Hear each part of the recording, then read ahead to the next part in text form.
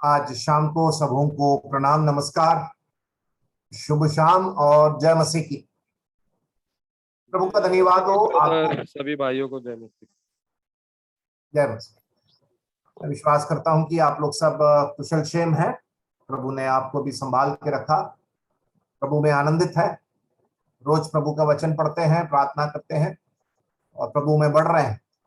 आप परमेश्वर के वचन को सुनने, सीखने और समझने में और जीवन में लागू करने में तत्पर हैं। इसलिए मैं परमेश्वर का धन्यवाद देता हूं। परमेश्वर का वचन सीखना बहुत सौभाग्य की बात है।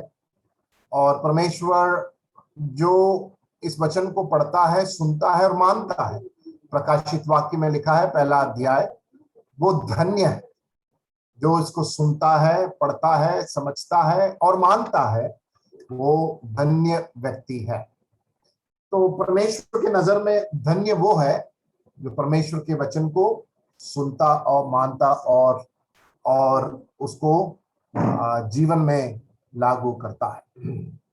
आइए निकालेंगे मरकुस रचित सुसमाचार उसका 12वां अध्याय। मरकुस रचित सुसमाचार उसका 12वां अध्याय। आज का अध्ययन का भाग 12 से लेकर 17 आयत तक है। मरकुस रचित सुसमाचार 12वां अध्याय 13 से लेकर, माफ करना, 13 से लेकर 17वीं आयत तक। 13 से लेकर 17वीं आयत तक। तब उन्होंने उसे बातों में फंसाने के लिए कई एक फरीसियों और हेरोदियों को उसके पास भेजा और उन्होंने आकर उससे कहा, हे गुरु, हम जानते हैं कि तू सच्चा है और किसी की परवाह नहीं करता, क्योंकि तू मनुष्यों का मुंह देखकर बातें नहीं करता, परंतु परमेश्वर का मार्ग सच्चाई से बताता है। तो क्या कैसर को कर देना उचित है कि नहीं, हम दे या ना दे? उसने उनका कपट जानकर उनसे कहा, मुझे क्यों परखते हो? 1 दिनार मेरे पास लाओ कि मैं देखूं। वे ले आए और उसने उनसे कहा, यह मूर्ति और नाम किसका है? उन्होंने कहा, कैसर का। यीशु ने उनसे कहा, जो कैसर का है वह कैसर को, और जो परमेश्वर का है परमेश्वर को दो। तब वे उस पर बहुत अचंभा करने लगे। परमेश्वर के वचन के पढ़े जाने पर परमेश्वर अपनी सामर्थ और अपनी आशीष आज शाम के समय उंडेले, ताकि इस वचन को पवित्र आत्मा हमें इसमें से खोल कर एक एक चीज सिखाए, समझाए। ये वाला भाग मत्ती रचित सुसमाचार 22 अध्याय उसका 15 से 22 में लिखा हुआ है, और लूका रचित सुसमाचार 20वां अध्याय 20 से 26 में भी यही भाग अक्सर जो मरकुस में हम जो पढ़ते आ रहे हैं, मत्ती ने भी लिखा है और लूका ने भी इसको उल्लेख किया है।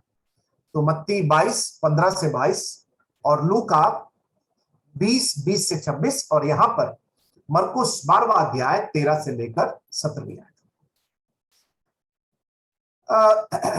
यीशु मसीह के मृत्यु के पहले ये उनकी आखिरी सप्ताह है।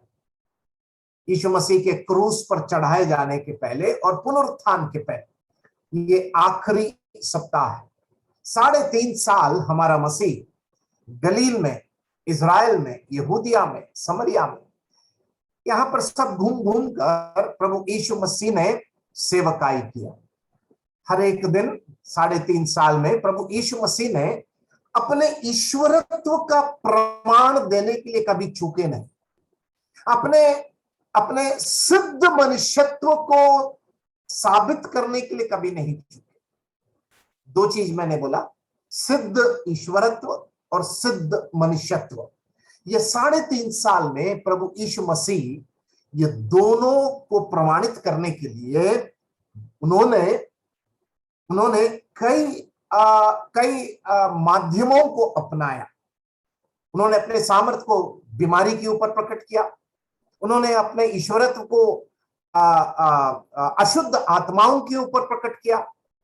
उन्होंने अपने सामर्थ्य को मृत्यु के ऊपर उन्होंने प्रकट किया। उन्होंने अपने उस सामर्थ्य को उन्होंने इस सृष्टि के ऊपर भी उन्होंने प्रकट किया। प्रभु यीशु मसीह का ईश्वरत्व वो केवल उसके सामर्थ्य में ही उन्होंने नहीं दिखाया, ये मैं आज जब अध्ययन कर रहा था तो मुझे बहुत अच्छा लगा। मैं पहले इसके विषय में कभी सोचा नहीं इस दृष्टिकोण से। सुनिए इस बात को, हम लोग यीशु मसीह की ईश्वरत्व को अक्सर उनके पवित्रता और सामर्थ्य से जोड़ते हैं। इस डीटी रिलेटेड टू पावर, सामर्थ्य, सर्वज्ञानी है, सर्वभौमिक, सर्वाधिकारी, सर्वोच्च, सर्वोपरि। लेकिन यीशु मसीह का ईश्वरत्व को उन्होंने दया और करुणा दिखाकर भी उन्होंने प्रकट किया। मैं जब इस क्रिस्टोलॉजी को पढ़ता हूं और सिखाता हूं तो मैं कई बार मैं सामर्थ्य की ओर ज्यादा ध्यान देता हूं। लेकिन आज जब उनके 3.5 साल के सेवा का अध्ययन कर रहा था, अलग अलग पहलू को जब देखा, उन्होंने अपने सामर्थ्य को, ईश्वरत्व को सामर्थ्य में ही नहीं, उन्होंने दया और करुणा उन लोगों पर प्रकट कर कर उन्होंने ईश्वरत्व का प्रमाण दिया। ऐसे प्रभु यीशु मसीह के लिए हम धन्यवाद देते हैं। उन्होंने इस बात को प्रकट करते हुए, प्रभु यीशु मसीह इसीलिए एक बहुत बड़ी भीड़ उनके पीछे हो लेती थी, और परमेश्वर पिता ने इस यीशु मसीह में उस दैवीय प्रेम को, अपने स्वभाव के, अपने चरित्र के उस प्रकटीकरण को यीशु मसीह के ईश्वरत्व और मनुष्यत्व में होकर उन्होंने प्रस्तुत किया। इसलिए यूहन्ना 1 अध्याय उसके 13वें आयत में हम क्या पढ़ते हैं, वो मनुष्यों के बीच में डेरा किया, कैसे? अनुग्रह और सच्चाई से परिपूर्ण होकर वो मनुष्यों के बीच में वो वास किया। यीशु मसीह के 3.5 साल की सेवा में ऐसा कोई विषय नहीं था जिसमें उन्होंने चर्चा नहीं। स्वर्ग की बातें, नरक की बातें, मनुष्य की बातें, परमेश्वर की बातें, सृष्टि की बातें, भविष्य की बातें, संसार की समाप्ति की बातें, न्याय के बारे में है, जीवन के बारे में। प्रभु यीशु मसीह, ऐसा कोई क्षेत्र नहीं था, विषय नहीं था जिसमें प्रभु यीशु मसीह बातचीत नहीं की है। मत्ती, मरकुस, लूका, यूहन्ना, इन चारों सुसमाचारों को जब हम पढ़ते हैं, प्रभु यीशु मसीह के उन भाषणों को जब हम देखते हैं, प्रचार को जब हम देखते हैं, छोटी छोटी शिक्षाओं को जब हम देखते हैं जो शिष्यों को साथ बैठकर वो सिखाते थे, तो इस आसमान के नीचे, पृथ्वी के ऊपर ऐसा कोई विषय नहीं छोड़ा उन्होंने जहां पर उन्होंने बातचीत नहीं किया। और इसलिए इसका एक दूसरा पहलू भी है। ये 3.5 साल उनके विरोधी उनके साथ बराबर रहते थे। फरीसी, सदूकी और शास्त्री लोग, पुरनिये लोग, यीशु मसीह जहां जहां जाते थे वो उसके पीछे हो लेते थे, सत्य को जानने के लिए नहीं, लेकिन यीशु मसीह को काटने के लिए और यीशु मसीह को मारने के लिए, यीशु मसीह के ईश्वरत्व के ऊपर उंगली उठाने के लिए ये फरीसी, सदूकी, शास्त्री और पुरनिये शुरुआत से यीशु मसीह के विरोध में थे, क्योंकि यीशु मसीह को वो साफ करना चाहते थे, उनको मार डालना चाहते थे, यीशु मसीह को ग्रहण नहीं करना चाहते थे। और इसलिए यीशु मसीह के साथ ये झुंड भी हमेशा रहता था। आज का विषय है परमेश्वर और कैसर। मुझे नहीं मालूम आप इस भाग को कई बार शायद पढ़े हैं, आप इसमें से क्या समझे हैं। मैं भी बहुत बार पढ़ा हूं, लेकिन आज मैं बहुत मशक्कत मुझे करना पड़ा, क्योंकि मैं परमेश्वर से आज थोड़ा क्या बोलना चाहिए, इतना ज्यादा मशक्कत करना पड़ा। इस भाग में, छोटा सा भाग है, इसमें से प्रैक्टिकल एप्लीकेशन क्या निकाला जाए, इसमें से प्रायोगिक जीवन में हम क्या सीख सकते हैं। मैं दिन भर उस विषय पर जूझ रहा था। भाग को तो मैं समझा दूं, लेकिन केवल वो ज्ञान में सीमित रहेगा। लेकिन what is the practical application, हम 3 प्रैक्टिकल एप्लीकेशन इस भाग से अंत में देखेंगे। लेकिन इस भाग में बहुत ज्यादा इतिहास है, इस भाग में काफी चीजें समझाने के लिए है। इस भाग में हमें काफी रोम के इतिहास में, हेरोद के इतिहास में, और फरीसी और सदूकी के इतिहास, उनका स्वभाव, उनकी मानसिकता, विचारधारा, इन सब में घुसना बहुत जरूरी है। और यीशु मसीह कैसे उनके सवालों का जवाब देते हैं, इस बात को सीखना बहुत जरूरी है, तभी उसका प्रैक्टिकल एप्लीकेशन अच्छे से निकलता है। बुधवार का दिन है, यीशु मसीह फसह के उस सप्ताह में, बुधवार के दिन हम सब जानते हैं कि वो किस प्रकार वो मंदिर में वो आकर उलटफेर किया था। हम उस घटना को अच्छी तरह जानते हैं। और वो प्रभु यीशु मसीह का दिन था जहां पर उसने मंदिर की शुद्धिकरण के लिए उसने उसने कदम को उठाया। वहां पर बेचने वालों के मेज को सब उसने उलट फेर कर दिया था। वो इट वाज हिज डे जहां पर उसने अपने अधिकार को उस मंदिर में और अपनी छाप को वहां पर उसने छोड़ा। बुधवार का वो दिन था। और शुक्रवार को प्रभु यीशु मसीह को क्रूस पर चढ़ाया जाना था। प्रभु यीशु मसीह को वहां पर क्रूस में चढ़ाया जाना था। और यहाँ पर इस दिन लोग, क्योंकि प्रभु यीशु मसीह वहां पर मंदिर की उस घटना के बाद लोग उसके विरोध में हो गए। ये हमारे धंधे में अड़चन डाल रहा है, ये हमारे गतिविधियों में अड़चन डाल रहा है। और यहाँ पर हम फिर एक बार देखते हैं, या 12वें अध्याय में पिछले सप्ताह हमने देखा कि किस प्रकार प्रभु यीशु मसीह उस दाख की बारी का उस दृष्टांत से फरीसियों के मनसा को उसने एकदम एक्सपोज कर दिया। और दृष्टांत को वो लोग समझ गए कि ये अपने बारे में, अर्थात इकलौता पुत्र प्रभु यीशु मसीह के बारे में कह रहा है। और वो समझ गए कि किस प्रकार परमेश्वर यहूदियों से विरासत को छीन कर, वहां पर हम क्या पढ़ते हैं उसके 9वें आयत में, वो क्या पढ़ते हैं 12 का 9, इसलिए दाख की बारी का स्वामी क्या करेगा, वो आकर उन किसानों को नाश करेगा और दाख की बारी औरों को दे देगा। उन लोग समझ गए यहूदियों के हाथ से ये प्रभु यीशु मसीह विरासत को, जो उनका धरोहर था, प्रभु यीशु मसीह, क्योंकि वे दाख की बारी से कड़वाहट उत्पन्न किए, वे ये विरासत को लेकर ये अब नए नियम की प्रेरितों को ये देने वाला है, अर्थात कलीसिया को देने वाला है। वे इस बात को भी समझ गए थे। क्या समझ गए थे वो? वे दो बात समझ गए। पहला, ये वे अपने बारे में ये कह रहा है, पुत्र को भी लोग मार डालेंगे, जब प्रभु यीशु मसीह सिखा रहा था। दूसरा, औरों को भी दे देंगे, हमारे हाथ से ये इतना सालों का विरासत वो प्रेरितों के पास जाने वाला है, कलीसिया के पास जाने वाला है। इस बात को वो समझ गए थे।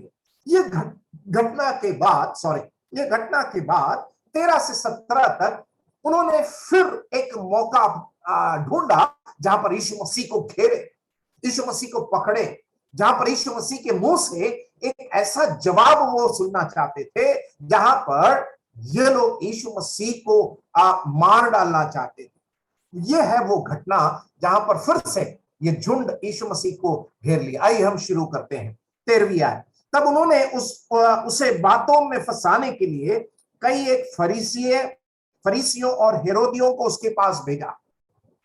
देखिए फिर से 13वें आयत में ही ये दो झुंड आ गए हैं। ये जो यहूदियों का पंथ था, जिसको इंग्लिश में सेनहेड्रिन बोलते हैं, मैंने समझाया था 2 क्लास पहले। सेनहेड्रिन में कौन कौन आते हैं? ये यहूदियों के पंथ में कौन कौन आता है? इस पंथ में फरीसी लोग हैं, सदूकी लोग अधिकांश बहुमत में थे, फिर शास्त्री लोग और पुरनीय लोग। ठीक है, तो यहूदी पंथ में ये 4 प्रकार के झुंड थे। फरीसी, सदूकी जो बहुमत में थे, और शास्त्री और पुरनीय लोग।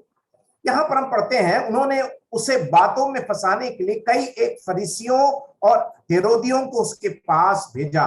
उन्होंने आकर उससे कहा, हे गुरु, हम जानते हैं कि तू सच्चा है और किसी की परवाह नहीं करता, क्योंकि तो मनुष्यों का मुंह देखकर बातें नहीं करता, परंतु परमेश्वर का मार्ग सच्चाई से बताता है। ये जो झुंड है यहां पर फरीसी और हेरोदियों है। अब देखिए जरा ये समीकरण थोड़ा सा अलग हो गया है। फरीसी और सदूकी नहीं लिखा है यहां पर, फरीसी और हेरोदियों। ये फरीसी और हेरोदियों ये आपस में दुश्मन थे। ठीक है, ये आपस में दुश्मन थे, लेकिन ये दोनों दुश्मन सत्य के विरुद्ध में एक हो गए। जैसे आज मसीहत के विरोध में जितने भी धर्म के दुश्मन लोग हैं, आपस में ये लोग दुश्मन हैं, लेकिन मसीहत के सामने, मसीहों के सामने ये लोग एक हो जाते हैं। वैसे ही फरीसी और हेरोदियों ये लोग भी आपस में दुश्मन थे, लेकिन जब सत्य की बात आए, यीशु मसीह की बात आए, तो ये लोग हाथ पकड़ लिए। हम अब कुछ समय के लिए दुश्मनी हटाकर रखते हैं क्योंकि बात यीशु मसीह की है, बात सच्चाई की है, इसलिए हमें थोड़ा दुश्मनी हटाकर रखना पड़ेगा। और यहाँ पर ये फरीसी और हेरोदियों ये एक हो गए, ठीक है। तो ये फरीसी और हेरोदियों की का फर्क क्या है? फरीसी लोग ये लोग धर्म पर जोर देते थे। They gave importance to religion. यहूदी धर्म, जुडाइज्म उनके लिए बहुत उनके सीने से लगा हुआ एक बात था। लेकिन हेरोदियों को कोई धर्म नहीं था, दे हैड नो रिलीजन, ठीक है। फरीसी लोग बहुत धार्मिक थे, मतलब धर्म, यहूदी धर्म उनके लिए बहुत इंपॉर्टेंट था। हेरोदियों के लिए कोई धर्म नहीं था। दूसरी बात, फरीसी लोग व्यवस्था, परमेश्वर ने जो व्यवस्था दिया था उसको बहुत मानने वाले और जानने वाले लोग। लेकिन हेरोदियों की बात जब आती है, उनको व्यवस्था से भी कोई मतलब नहीं था, उनको अपने शहर रोम से मतलब था। They had to do with their city Rome. उनको, क्योंकि रोम की जो महिमा है, द ग्लोरी ऑफ रोम, ये रोम की जो महिमा है उनके लिए बहुत बड़ी बात थी। तीसरी बात, यहूदी फरीसी लोग इजराइल के लिए एकदम समर्पित थे। इजराइल राष्ट्र के लिए, यरूशलेम के लिए वे समर्पित थे। लेकिन हेरोदी लोग जो थे वो कैसर के लिए समर्पित थे। कैसर के लिए समर्पित है। अलग अलग, कैसर एक टाइटल है, एक्चुअली कैसर एक टाइटल है। तो कैसर टाइटल में अनेकों कैसर आए। जैसे पुराने नियम में फिरौन एक टाइटल है, शीर्षक है, तो उसी प्रकार कई फिरौन थे। हम लोग सोचते हैं फिरौन एक ही था, नहीं, फिरौन एक टाइटल है, उसी प्रकार कैसर भी एक टाइटल है। और उस शीर्षक में, टाइटल में अलग अलग फिरौन थे, अलग अलग कैसर थे। ये जो फरीसी लोग थे बहुत धार्मिकता पर, धार्मिक आचरण पर बहुत ध्यान देते थे, ट्रेडिशनल वैल्यूज। लेकिन ये हेरोदी लोग, उनको ये धार्मिकता से कोई मतलब नहीं था, उनको राजनीति से मतलब था। It was all about political. तो ये फरीसी और हेरोदियों का फर्क मैंने आपको समझा दिया। अब हम देखने जा रहे हैं आज ये दोनों दुश्मन जो एक हो गए, तात्कालिक मित्र कह लिए, टेम्पररी फ्रेंड्स, इनके तीन गुण विशेषता को यीशु मसीह इसमें से बाहर निकालते हैं। मैंने इस प्रकार टाइटल दिया है, धार्मिक पाखंडपन का चिन्ह क्या होता है, mark of religious hypocrisy. Mark of religious hypocrisy, धार्मिक पाखंडपन, धार्मिक क्या बोलना चाहिए, ढोंग। इनके अंदर ये धार्मिक लोग थे, लेकिन इनका धार्मिकता ढोंग था, पाखंड था। तो प्रभु यीशु मसीह इनके ये स्वभाव में से तीन बातें हमें सिखा रहे हैं जो हमारे अंदर नहीं होना चाहिए, जो फरीसियों के अंदर था और हेरोदियों। पहली बात, ये दोनों के अंदर सच्चाई के विरुद्ध गठबंधन बनाने का एक स्वभाव था। They had a habit of making alliance against the truth. सच्चाई के विरुद्ध में गठबंधन इन्होंने बना लिया। उसके 13वें आयत में लिखा है, तब उन्होंने उसे बातों में फंसाने के लिए कई एक फरीसियों और हेरोदियों के उसके पास भेजा। आज की दुनिया में, भारत देश को भी आप उठा लें, भारत देश में, हमारे देश में समस्या यह है कि धर्म और पाखंड की धार्मिकता से लोग धोखे में आ रहे हैं। देखिए, धर्म, धार्मिकता और सत्य, ठीक है, धर्म और धार्मिकता ये एक तरफ है, सत्य दूसरे तरफ है। हम जब तक लोगों को धर्म, धार्मिकता और सत्य के बीच का फर्क नहीं समझाएंगे, तब तक लोगों को जीवित ईश्वर का क्या बोलना चाहिए, अस्तित्व और पहचान की समझ नहीं मिलेगी।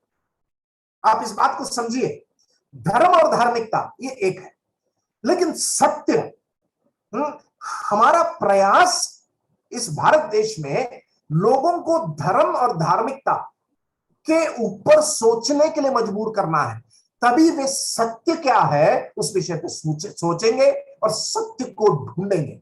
आज शैतान ने धर्म और धार्मिकता में लोगों को इतना अंधा कर दिया है, और लोग उस धर्म और धार्मिकता के अंदर पाखंड और ढोंग के उस रचना में, उस स्वभाव में, उस बाहरी दिखावे में ये सोचते हैं कि वे धार्मिक लोग हैं। ये शैतान का बहुत बड़ा एक तंत्र है, बहुत बड़ा एक मंत्र है। लेकिन प्रभु यीशु मसीह जब फरीसियों के धार्मिकता और धर्म को उनकी पोल खोल रहे थे, उनकी पोल खोल रहे थे, प्रभु यीशु मसीह उनकी पोल इसलिए खोल रहे थे ताकि वो सत्य के प्रकाश और सत्य की सत्यता को जाने। देखिए, फरीसियों की पोल क्यों खोल रहे थे? ताकि वे सत्य की सत्यता को जाने।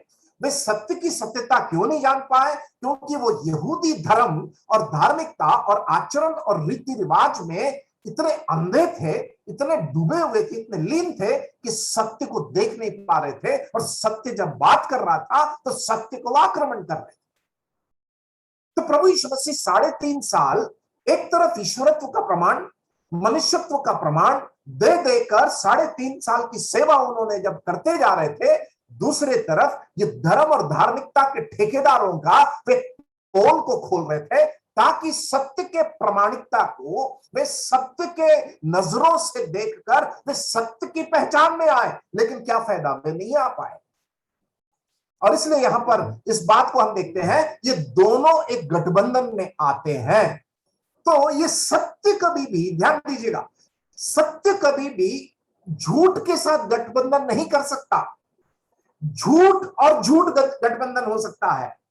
Error, falsehood and falsehood can come in alliance. झूठ और झूठ ये गठबंधन कर सकते हैं, लेकिन सत्य कभी भी झूठ के साथ, असत्य के साथ वो गठबंधन नहीं कर सकता। दूसरी बात, धर्म हमेशा सत्य के विरुद्ध में खड़ा होता है। Religion is always against the truth. Bharat में धर्म और धार्मिकता की कमी नहीं है, लेकिन ये सारे धर्म मिलाकर, ये सारे धार्मिकता मिलाकर यीशु मसीह जो सत्य है उसके विरुद्ध में खड़े होते हैं। क्यों? क्योंकि धर्म और धार्मिकता सत्य को वो पसंद नहीं करते हैं।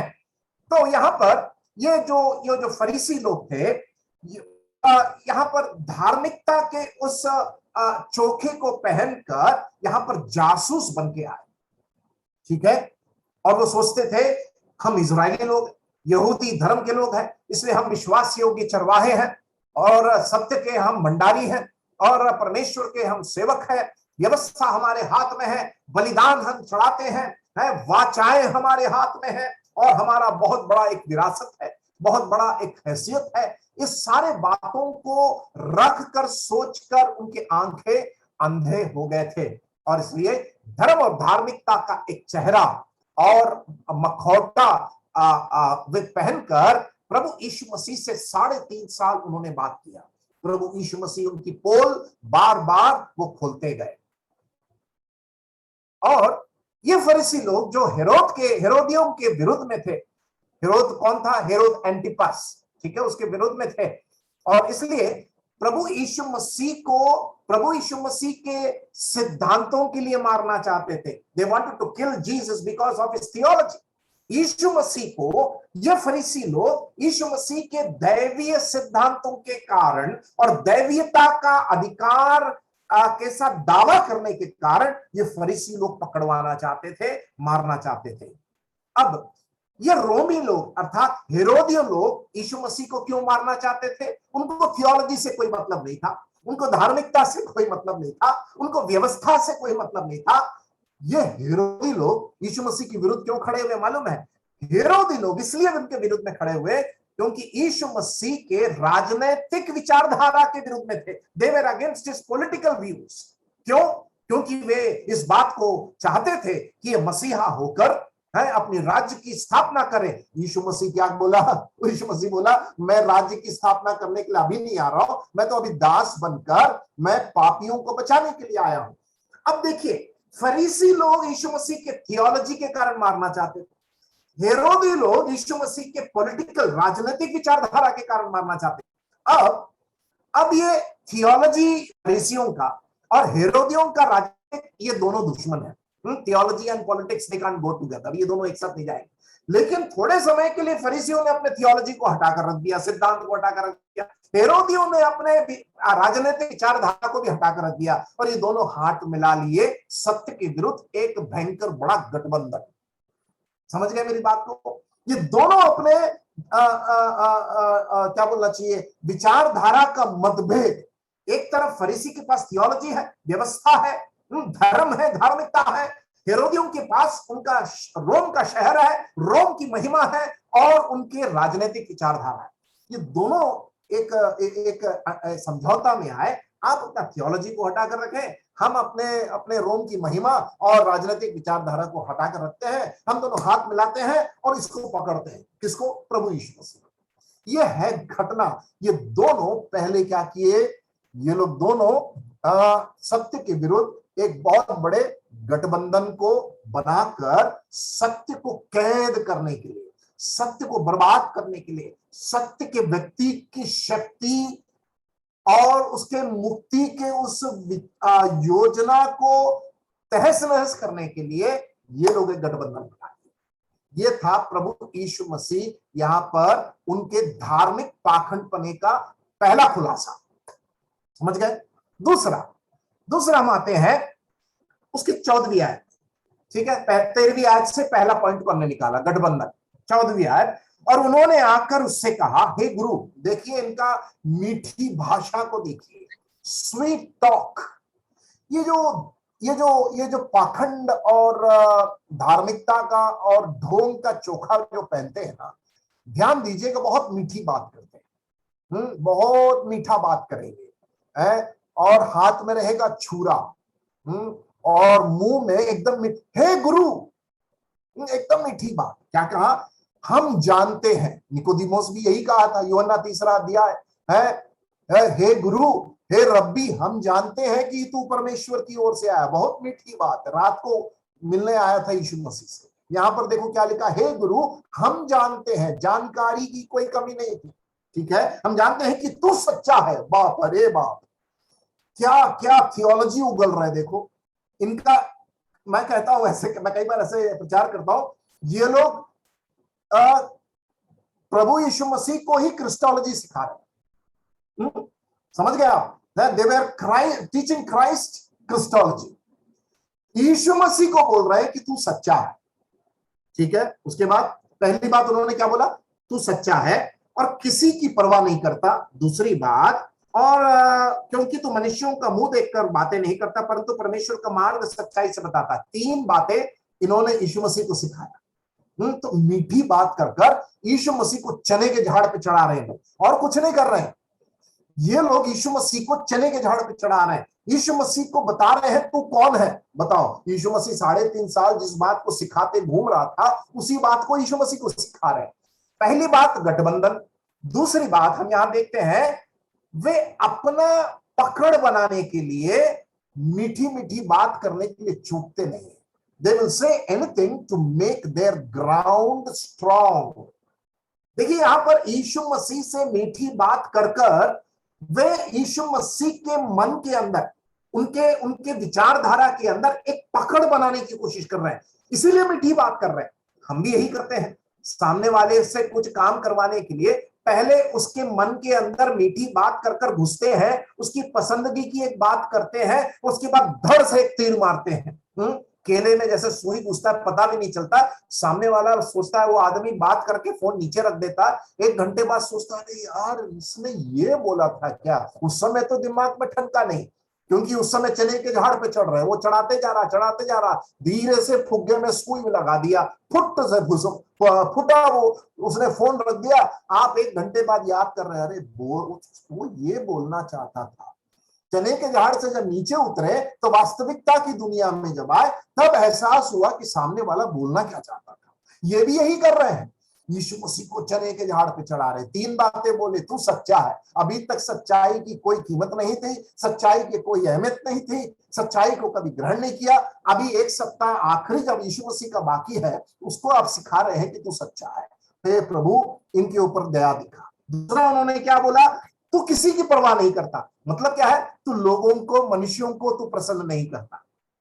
चलो इतना, तू मनुष्यों की परवाह नहीं करता है, क्योंकि तू मनुष्यों का मुंह देखकर बातें नहीं करता, परंतु परमेश्वर का मार्ग सच्चाई से बताता है। वाह वाह वाह वाह, एकदम क्या मीठा, क्या मीठी बात कर रहे हैं। अभी तक आक्रमण, अभी तक पकड़ने के लिए लगे हुए थे, है थोड़ी देर पहले दाग की बारी दृष्टांत जब समझ में आ गया तो एक प्रभु के दास कहते हैं एक दृष्टांत समझ में आ गया तो उनके मुंह से थियोलॉजी निकलने लग गया, यीशु मसीह के बारे में मीठी मीठी बात निकलने लग गई। तो अब क्या है कि तीर मारने के पहले वो अपना पकड़ बना रहे, यीशु मसीह को चने के झाड़ में चढ़ाकर यीशु मसीह जो स्टैंडर्ड रखना चाहते हैं उनके लिए, उनके सवालों के लिए उस स्टैंडर्ड का जवाब देने के लिए यीशु मसीह को चने के झाड़ पे चढ़ाते जा रहे हैं।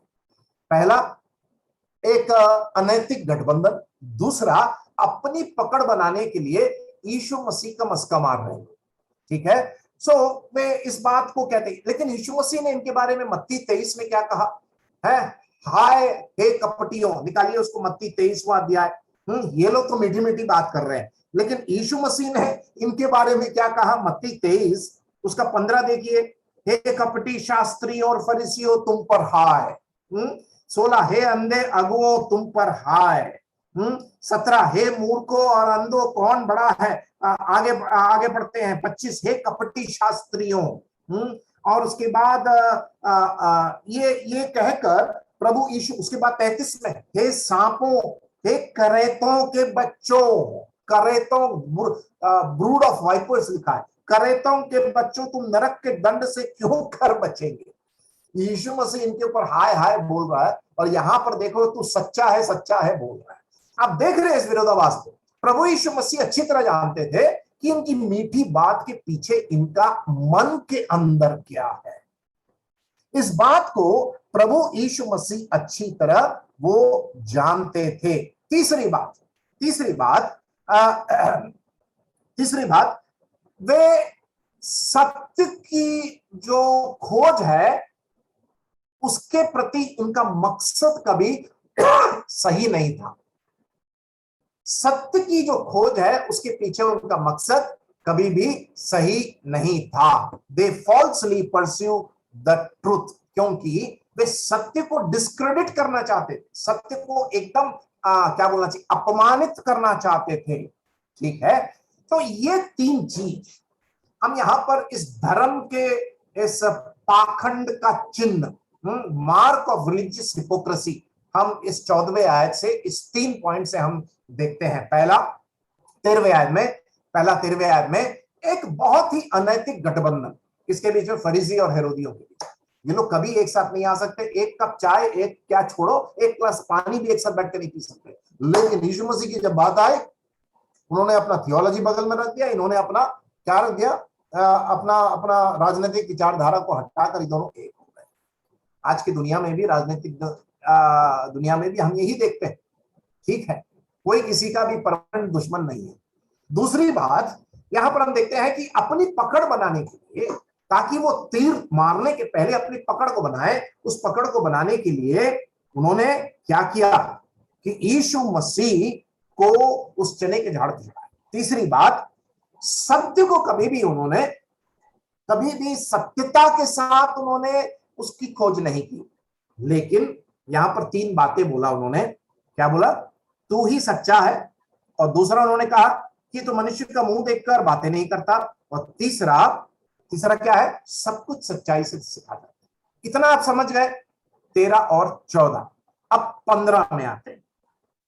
तो अब सवाल, अब चने के झाड़ में तो चढ़ा दिए, अब तीर कैसे मार रहे देखिए आप, कितने शातिर लोग हैं।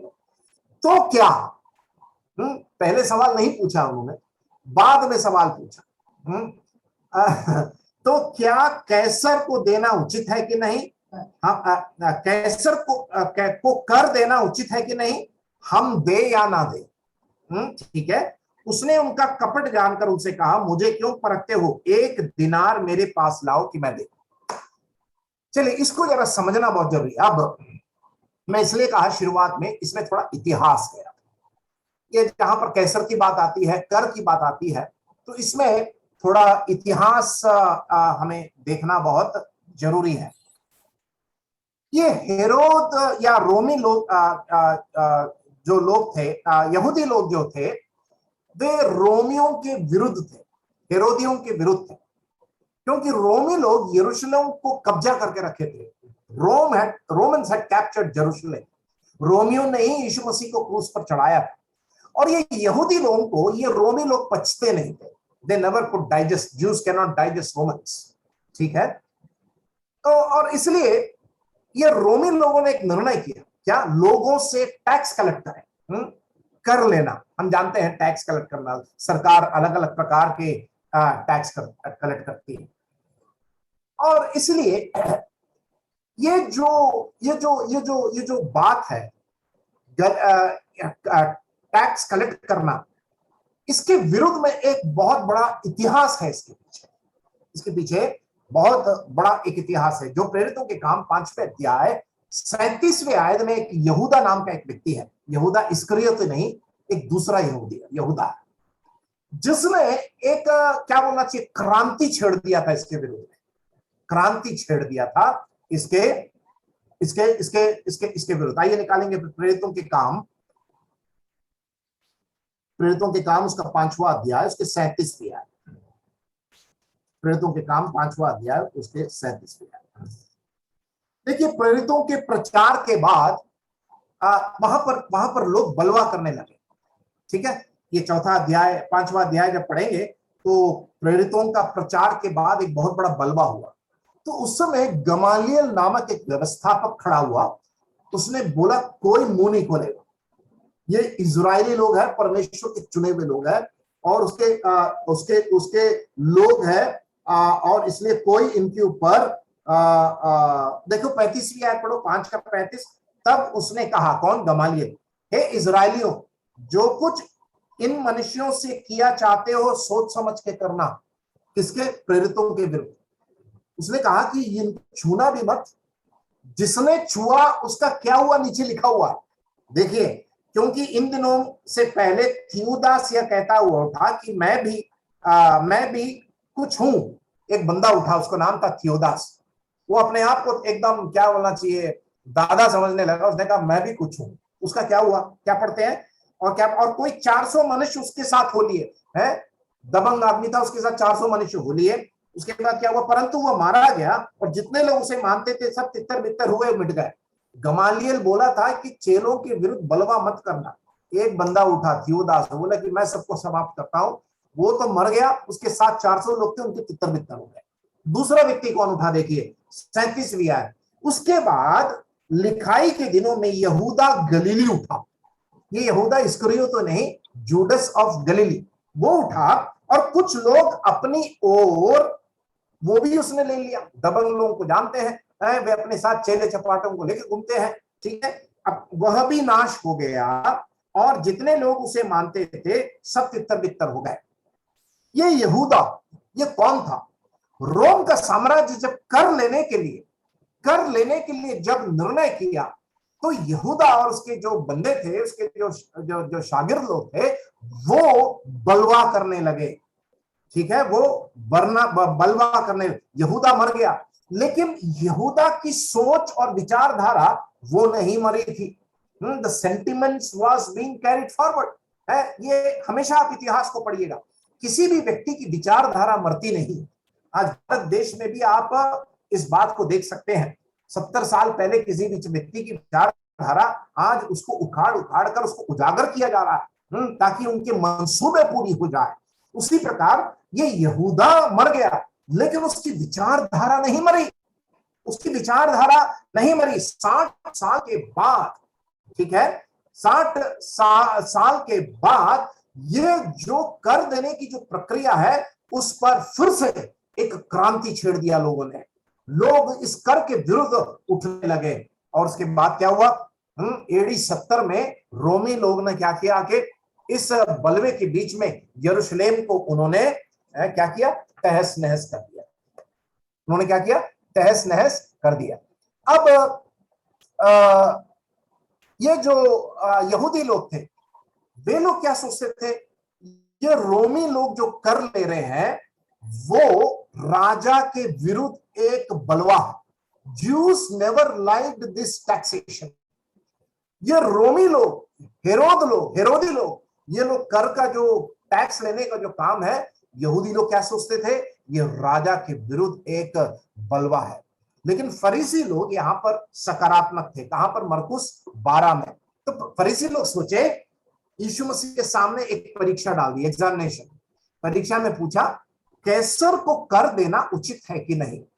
तो फरीसी लोग सोच के एक तरफ बैठे हुए हैं, हेरोदी लोग एक तरफ बैठे हुए, ये जवाब क्या देता है। फरीसी लोग सोचे यीशु मसीह ना बोलेगा, कैसर को कर देना उचित है कि नहीं, यीशु मसीह नहीं देने बोलेगा। क्यों? क्योंकि यहूदी लोग इस बात के विरुद्ध में थे। क्यों ऐसे बोलेगा? क्योंकि यहूदियों के लिए ये कर जो था मूर्ति पूजा के बराबर था। और इसलिए प्रभु यीशु मसीह अगर कर नहीं देना है तब बोलेगा, तो प्रभु यीशु मसीह का जो प्रतिष्ठा थी, उनकी जो पॉपुलैरिटी थी, वे फरीसी लोग सोचते थे ये नहीं बोलेगा तो ये भीड़ इतने साल जो यीशु मसीह के पीछे चल रही थी, ये भीड़ का क्या होगा, भीड़ यीशु मसीह के विरुद्ध हो जाएगी। तो फरीसी लोग सोचे देखते हैं अभी क्या बोलेगा, अभी ना बोले और ये भीड़ यीशु मसीह के पीछे जो 3.5 साल चलती थी, ये यीशु मसीह के विरुद्ध हो जाएंगे।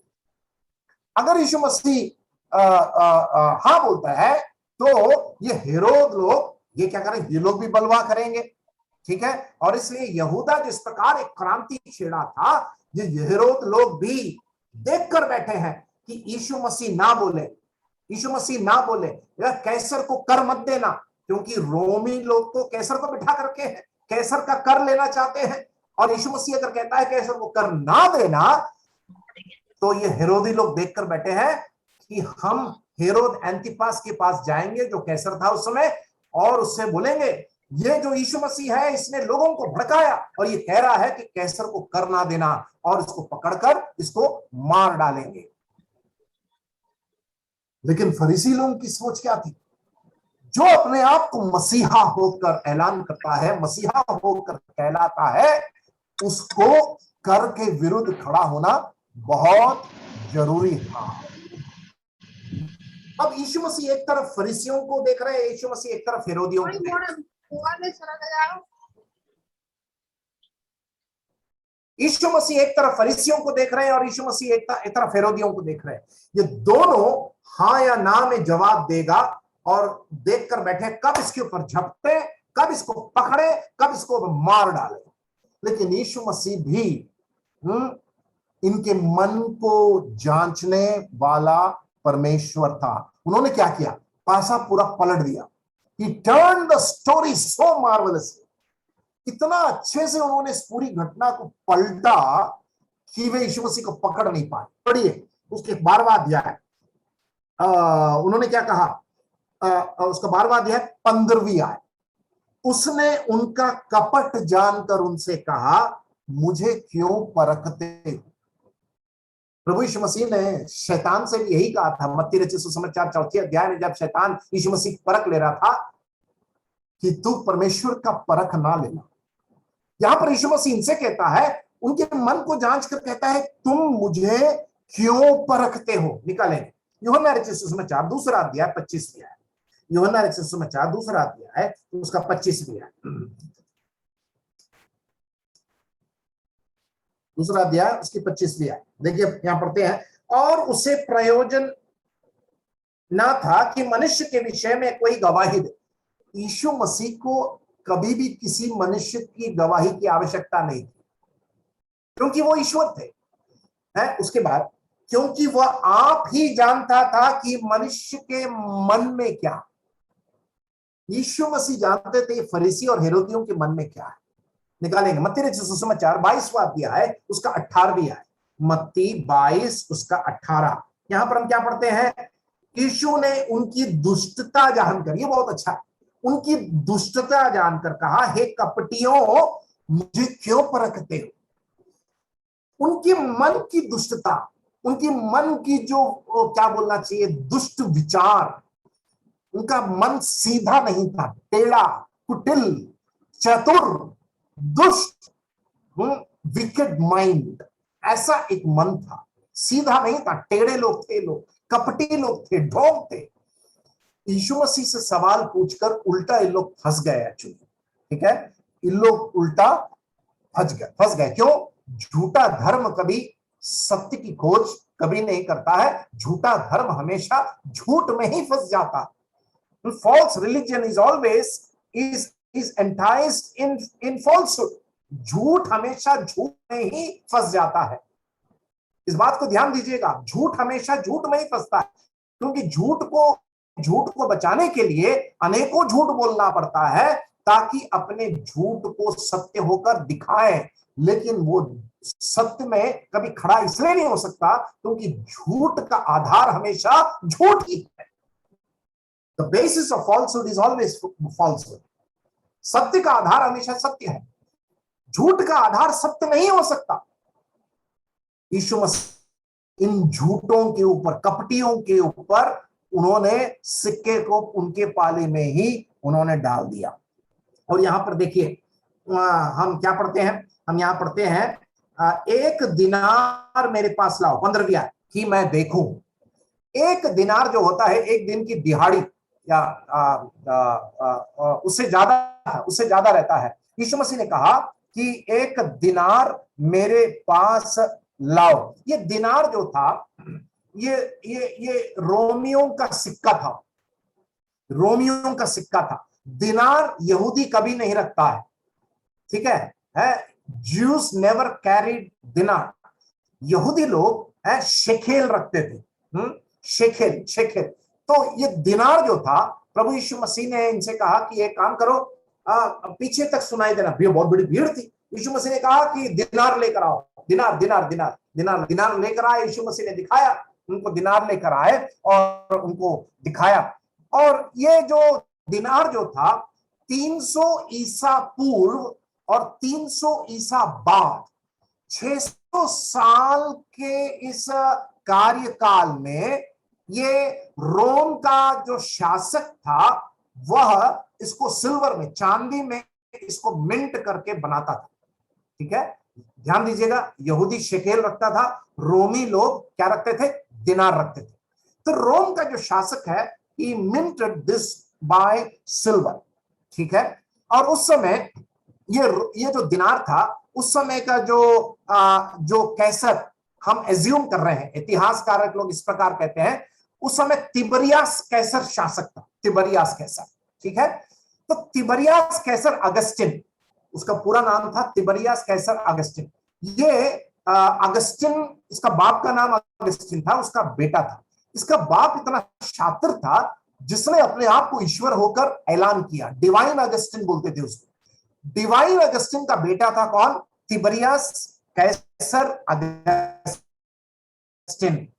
तो सिक्के का एक तरफ क्या था? एक सिक्के का एक तरफ ये तिबरियास कैसर अगस्टिन का फोटो था और दूसरे तरफ ये तिबरियास कैसर अगस्टिन की मां लिविया का फोटो था, ठीक है?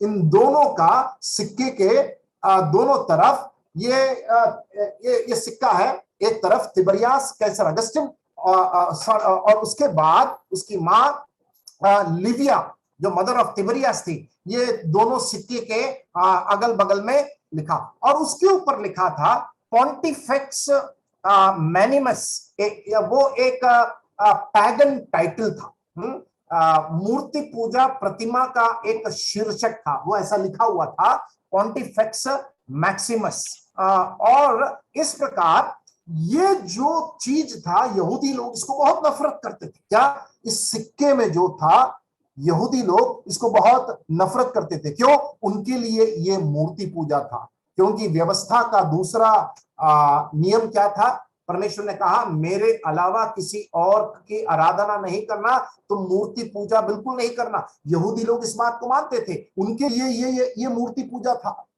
जो दैवी अगस्टिन है, जो अपने आप को ईश्वर बनाया, यहूदी लोग इसके विरुद्ध में थे। वे कहते थे ये तो व्यवस्था के विरुद्ध है, ये तो व्यवस्था के विरुद्ध है। और इसलिए यीशु मसीह ने इसको ईश निंदा, ब्लास्फेमी कहा। यीशु मसीह ने इसको ईश निंदा कहा। अब यहां पर रोमी लोगों के शासक का, कैसर का नाम और चित्र है और पॉन्टिफेक्स मैक्सिमस एक टाइटल भी दिया है। अब देख रहे हैं हेरोदी लोग कि यीशु मसीह ये बोले कि कैसर को कर मत दो, क्योंकि कैसर का यहां पर पूरा क्या है, उसका चित्र है। अब एक तरफ यहूदी लोग बोलते हैं ये लोग तो मूर्ति पूजा कर रहे हैं, ये तो हमारी व्यवस्था के विरुद्ध है। एक तरफ हेरोदी लोग देख रहे हैं कि यीशु मसीह इस व्यवस्था को ना बोले, क्या कि कैसर को कर ना दे, क्यों, इसमें कैसर का ही फोटो लगा हुआ है। अब देखिए इनका चाल को देखिए, कितना चालाक है लोग। अब यीशु मसीह ने क्या किया, जवाब यीशु मसीह का पढ़ते हैं 16वीं आयत। उन्होंने सिक्के को ले आए और उसने उनसे कहा यह मूर्ति और नाम किसका है। मैंने उसका नाम और मूर्ति आपको समझा दिया। यह मूर्ति और नाम किसका है, ठीक है। उन्होंने कहा कैसर का। कौन था वो, तिबरियास कैसर अगस्टिन। अब कैसर का मूर्ति उसमें था। उसमें क्या लिखा है, यीशु ने उनसे कहा जो कैसर का है वह कैसर को, और जो परमेश्वर का है परमेश्वर को दो। तब वे उस पर बहुत अचंबा करने लगे। यहूदी लोग भी अचंबित हो गए, हेरोदी लोग भी अचंबित हो गए। हेरोद लोग सोच रहे थे ये तो बोलेगा भैया बिल्कुल कैसर को मत देना, क्योंकि यहूदी लोग तो कैसर के विरुद्ध है, उनको तो व्यवस्था उनके सीने में लगा के रखे, तो इसलिए ये लोग सोचे कि ये तो वैसा बोलेगा। लेकिन यीशु मसीह ने क्या जवाब दिया, यीशु मसीह ने कहा जो कैसर का है वो कैसर को दो, जो परमेश्वर का है वो परमेश्वर का दो। आइए हम अब इसका प्रैक्टिकल एप्लीकेशन में हम जाते हैं। क्या हम इसमें से सीखते हैं, हम इसमें से यह सीखते हैं सरकार जो है परमेश्वर की एक संस्था है। Government is an institution instituted by God.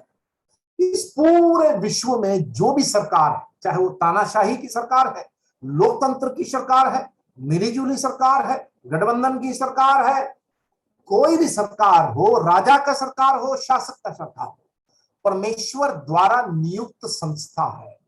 आइए निकालेंगे रोमियों की पत्री 13वां अध्याय। हम 1 से लेकर 6 तक पढ़ेंगे। कोई पढ़कर मेरी मदद करें। रोमियों की पत्री उसका 13वां अध्याय 1 से लेकर 6 तक।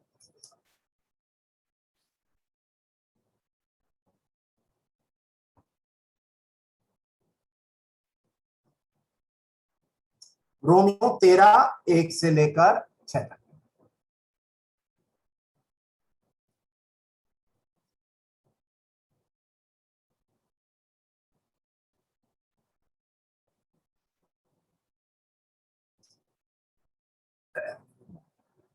हर एक व्यक्ति प्रधान अधिकारियों के अधीन है। आप लोग सब बाइबल खोलिए, बहुत बड़ा एक मुद्दा है ये, हम इसको सीखने जा रहे हैं।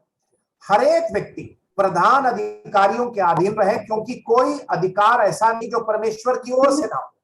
अंडरलाइन करिए आप उसके, कोई अधिकार ऐसा ना हो कि जो परमेश्वर की ओर से ना हो। मतलब आज हमारे देश में भी जो राज्य की सरकार अधिकार, केंद्र की सरकार और अधिकार, ये भी हमारे परमेश्वर की ओर से नियुक्त है। चाहे वो अमेरिका का हो, भारत का हो, विश्व का किसी भी राष्ट्र का हो, ठीक।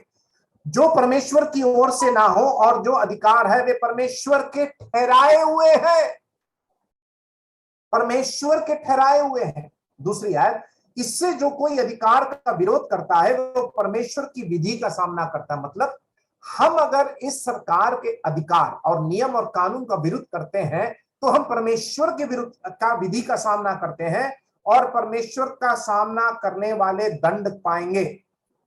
तीसरी आयत, क्योंकि हाकिम अच्छे काम के नहीं परंतु बुरे काम के लिए डर का कारण है। सो यदि तू हाकिम से निडर रहना चाहता है तो अच्छा काम कर और उसकी ओर से तेरी सराहना हो। यह हमारी जिम्मेदारी है, क्योंकि वह तेरी भलाई के लिए परमेश्वर का सेवक है। परंतु यदि तू बुराई करे तो डर, क्योंकि वह तलवार व्यर्थ लिए हुए नहीं और परमेश्वर का सेवक है कि उनके क्रोध के अनुसार बुरे काम करने वालों को दंड दे। इसलिए आधीन रहना ना केवल उस क्रोध से परंतु डर से अवश्य है, वरन विवेक भी यही गवाही देता है। इसलिए कर भी दो। अब पढ़िए, 6वीं आयत पढ़िए। अब देखिए उस वचन को, देखिए क्या लिखा है। इसलिए, क्यों, 1 से लेकर 5 तक दिए हुए कारणों के कारण, इसलिए क्या लिखा है, कर टैक्स, भी दो, क्योंकि वे परमेश्वर के सेवक हैं और सदा इसी काम में लगे रहते हैं।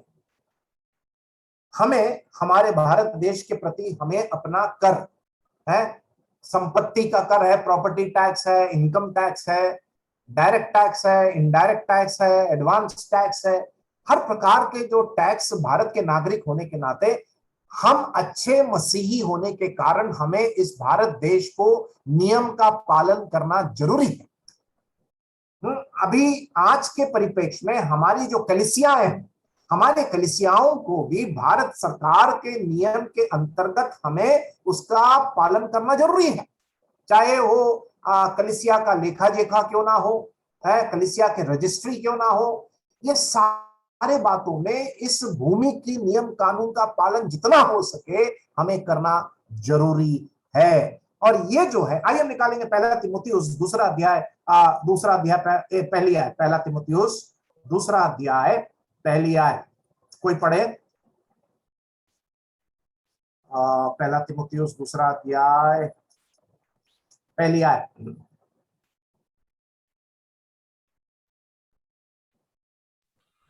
मैं सबसे हाँ सिस्टर पढ़िए, कौन है? अब मैं सबसे पहले यह अनुग्रह करता हूँ कि विनती और प्रार्थना और निवेदन और धन्यवाद सब मनुष्यों के लिए किया जाए। हाँ, दूसरी आयत। राजाओं और सब ऊंचे पद वालों के निमित्त, इसलिए कि वह हम विश्राम और चैन के साथ सारी भक्ति और गंभीरता से जीवन बिताएं। हाँ, देखिए यहाँ क्या लिखा है। सबसे पहले यह उपदेश देता हूं कि विनती और प्रार्थना और निवेदन और धन्यवाद सब मनुष्यों के लिए किया जाए। उसमें हमारे प्रधानमंत्री भी है, राष्ट्रपति भी है, मुख्यमंत्री भी है, सब मंत्री, हमारे देश के अधिकारियों के लिए हम प्रार्थना करते हैं, अच्छी बात है। उसके बाद राजाओं और सब ऊंचे पद वालों के निमित्त, इसलिए कि हम विश्राम और चैन के साथ सारी भक्ति और गंभीरता से जीवन बिताएं। पहला पत्रस 2:15 पढ़िए। पहला पत्रस 2:15। पहला पत्रस 2:15। क्योंकि परमेश्वर की इच्छा ये है कि तुम भले काम करने से निर्बुद्धि लोगों की अज्ञानता की बातों को बंद कर दो। बहुत बढ़िया वचन है, पत्रस लिख रहा है परमेश्वर की इच्छा कि तुम भले काम, इसमें कर देना भी है, टैक्स देना भी है, भले काम भले काम करने से निर्बुद्धि लोगों की अज्ञानता की बातों को, जो लोग मूर्खता की बातें करते हैं ना, हम मसीह लोगों को क्या करना है, उनका मुंह बंद करने के लिए भलाई के काम को करिए। मूर्ख व्यक्ति के मुंह को बंद करने के लिए मूर्खता की बातों से नहीं कर सकते आप। यहां पर पत्रस क्या कह रहा है, मूर्ख व्यक्ति को अगर जवाब देना है, भले काम कर कर उसकी मूर्खता का जवाब दे, ठीक है। तो और भी बहुत सारे वचन है, समय नहीं है। सरकार जो है परमेश्वर द्वारा नियुक्त एक संस्था है, लेकिन अब ध्यान से सुनिए, सरकार परमेश्वर के वचन के विरुद्ध अगर कोई आज्ञा अध्यादेश मसीहों के लिए देती है, तो हमें सरकार की नहीं, परमेश्वर के वचन को मानना है। मैं फिर से बोलूंगा, हमारे इस विश्वास के अनुकूलता में कोई भी अध्यादेश जो हमारे विश्वास के लिए रुकावट, मसीही जीवन वचन के आधार ना बिताने के लिए एक रुकावट है, तो हमें परमेश्वर का वचन का पक्ष लेना है, ना कि इंसान का पक्ष लेना है, ठीक है। इसलिए प्रेरित लोग, प्रेरितों के काम 5वां अध्याय 29 में पत्रस ने क्या कहा, हम मनुष्यों की नहीं, हम परमेश्वर की बात मानने वाले लोग। जहां पर संसार और परमेश्वर की बात में विरोधाभास होता है, टकराव होता है, उस समय हमें इस वचन की बात को हमें मानना है, ठीक है। अब 3 प्रैक्टिकल एप्लीकेशन कहकर मैं समाप्त करूंगा। पहला है, मैंने आपसे कह दिया, सरकार परमेश्वर के द्वारा नियुक्त है और इसलिए हमें सरकार की बातें जो वचन के विरुद्ध में नहीं है, उन सब बातों को हमें बात को मानना है। दूसरा, इस मरकुस रचित 12वां अध्याय में कैसर को कर देना से भी ज्यादा बड़ा मुद्दा क्या है? देखिए, निकालिए मरकुस 12। कैसर को कर देने से भी बड़ा मुद्दा क्या है? वहां पर बड़ा मुद्दा है परमेश्वर को देना। यह है बड़ा मुद्दा। देखिए उसके 17वीं आयत, जो कैसर का है वो कैसर को, उसके बाद देखो क्या लिखा है, जो परमेश्वर का है वो परमेश्वर को दो। यह है असली मुद्दा। कैसर को तो कर देना है, टैक्स तो देना है, ठीक है, लेकिन उसके बाद जो मुद्दा है वो है हमारे लिए सोचने के लिए। जो परमेश्वर का है वो परमेश्वर को। तो परमेश्वर का क्या है? मैं खुद परमेश्वर का हूं, मेरा शरीर परमेश्वर का है, मेरा मेरा मेरा मेरी आराधना, मेरी स्तुति, मेरा जो दशवांश है, मेरी कमाई, मेरा समय, मेरा धन दौलत, मेरा विरासत और मेरा संपूर्ण समर्पण, ये मुझे परमेश्वर को देना है। निकालेंगे 12वां अध्याय मरकुस का ही 30वीं आयत। क्या देना है परमेश्वर को? 30वीं आयत, तू अब प्रभु अपने परमेश्वर से अपने सारे मन से, अपने सारे प्राण से, अपने सारे बुद्धि से, अपने सारी शक्ति से प्रेम रखना। ये देना है परमेश्वर को। सारा मन, सारा प्राण, सारी बुद्धि, सारी शक्ति, ये देना है परमेश्वर को। उसके बाद नीचे लिखा है दूसरा, अपने पड़ोसी से अपने समान प्रेम। This is what we have to do. कैसर को तो कर देना ही है, लेकिन परमेश्वर को जो है उसमें भी हमें नहीं चूकना है। वो है बड़ा मुद्दा, that is a real issue. कैसर को दो, लेकिन जो परमेश्वर का है उसको परमेश्वर को दो। हमें जो परमेश्वर को देना है उसको अगर हम पकड़ कर रखेंगे तो वो कहीं ना से कहीं निकल जाएगा। आपकी कमाई से दशवांश हटाकर रखकर क्रम अनुसार आप जरूर उसको देते रहें। परमेश्वर आपको आशीष देगा बहन, परमेश्वर आपको आशीष देगा भाई। आपको कोई कमी नहीं होगी, आपकी कमाई में बरकत देगा, आपके खत्ते हरे भरे रहेंगे, आपके बच्चे पीढ़ी पीढ़ी तक आशीषित रहेंगे। आज तक प्रभु को कोई देकर भिखारी नहीं हुआ है, आज तक प्रभु को देकर कोई कर्ज में नहीं पड़ा है, आज तक प्रभु को कोई देकर शर्मिंदा नहीं हुआ है, क्योंकि प्रभु किसी का भी कर्जदार नहीं है। The Lord is not a debtor to anybody. आप एक बार देकर तो देखिए, हमारा हाथ हमेशा ऐसे ही रहता है, आने दो बाबा, आने दो बाबा, आने दो बाबा, देता हूं देता हूं देता हूं। ये तो हमारे मनसा से बहुत कम गुजरता है। ये हाथ हमेशा आने दो आने दो आने दो, जाने दो जाने दो जाने दो। कितने लोग कहते हैं चला जा, दे देता हूं।